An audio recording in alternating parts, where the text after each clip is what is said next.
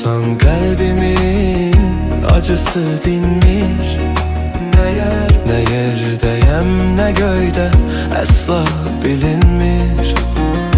Buz tutmuş otağımın